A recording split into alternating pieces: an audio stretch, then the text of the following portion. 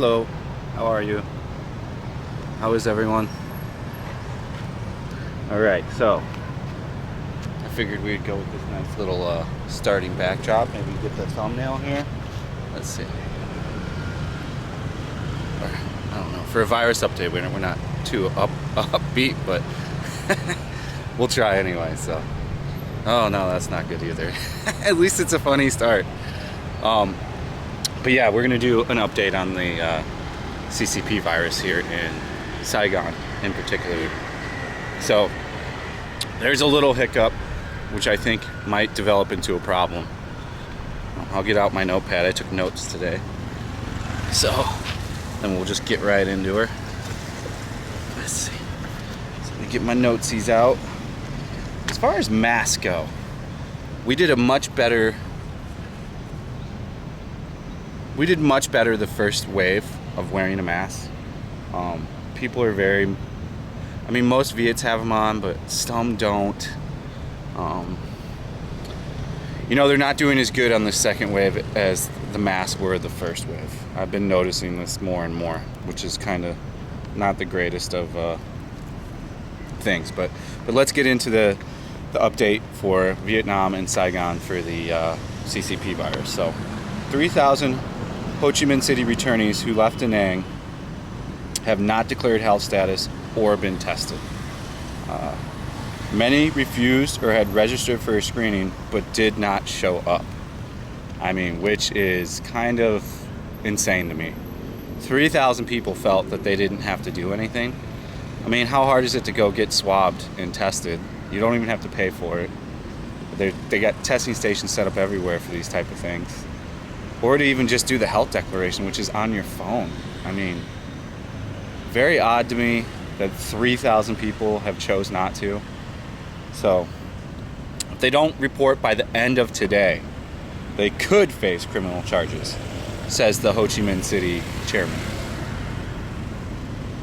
Around 140,000 people have returned from Da Nang since July 1st, which is a pretty crazy large number. 625 more returned today to Ho Chi Minh City from Da Nang, including foreigners. All have been tested, all have tested negative, and all will be tested more and will be isolated at government camps for 14 days once they're back here. So, Da Nang has 310 infections from this new wave, and Ho Chi Minh still only has 8 cases. The total number of dead now is 21. It's all been older people with underlying issues, except one younger person in their 30s who also had underlying issues. We have 911 total cases, 465 active cases, and 425 recovered cases.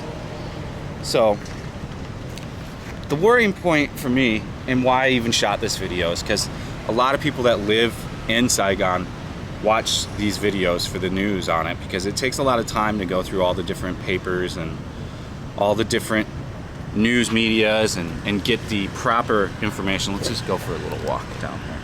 I'll show you guys the river and a look at Vinhome Central, which is surprisingly close by eyesight, but takes about 8 minutes to get to, 10 minutes on bike. So yeah, I'm slightly worried about these 3,000 people, and I don't know what criminal, actions they're going to do against these people if they don't get tested. I don't see all 3,000 reading that article and hopping over to get tested. So we could have a potential problem on our hands in Saigon within a week.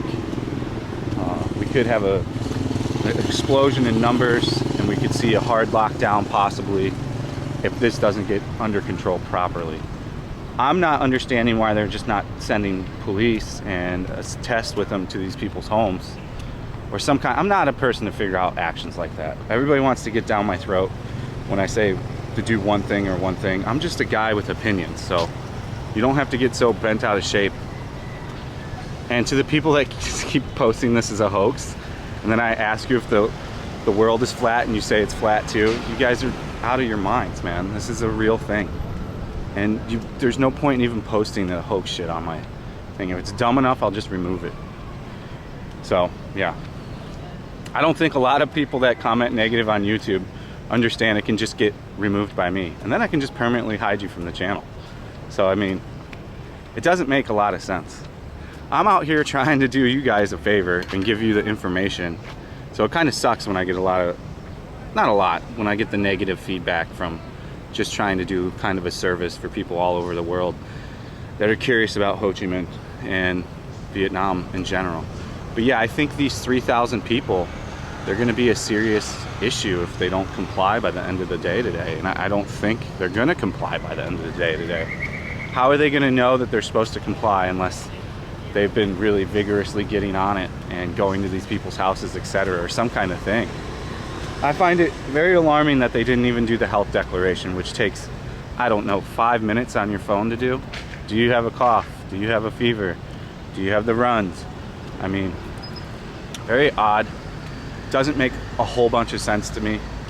So this is my worrying thing. Da Nang just keeps exploding in cases. They've agreed to lock it down, I think, for 2 more weeks. I think they're going to go into a real hard, like Wuhan style lockdown sooner than later. The Ho Chi Minh City chairman has already asked for Da Nang to be Wuhan style lockdown. For some reason they're not.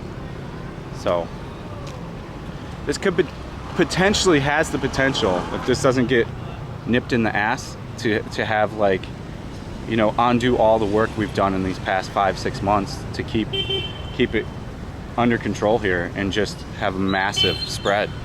I hope that's not the situation. I truly hope that that's not even close to the situation, but it's very possible that that might be the situation coming up. I can only report on what actual news is out there. I'm not here to have theories or conspiracy theories or anything like that. I just take all the news, I convert it in Google Translate, I compile the data, and then you get a report from me about what's going on over here. It's really simple. Housing has taken a huge dive from this. Apartments are down in rent anywhere of 30 to 40%. You know, Central, you can get an apartment now for like $500. Here at Vinhomes Golden River, you can get an apartment way cheaper, about 20-30% cheaper than what it was in January. So it's having its effect already, the second wave.